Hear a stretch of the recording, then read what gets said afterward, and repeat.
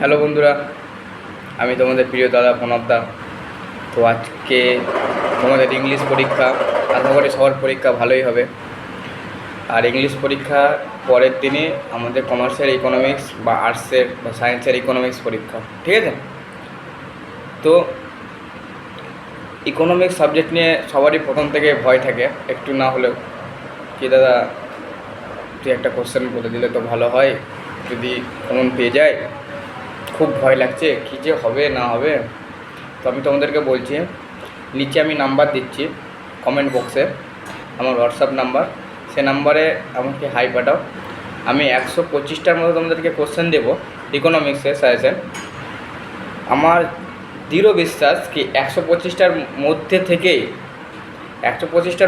থেকেই তোমরা মিনিমাম 25টার মতো কমন পাবে।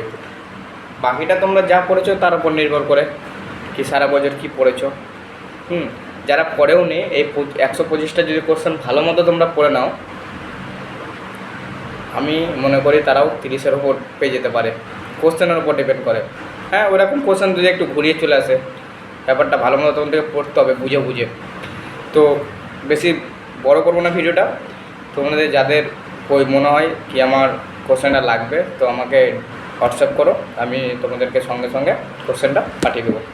ভালো মতো পরীক্ষা দাও, অল দ্য বেস্ট।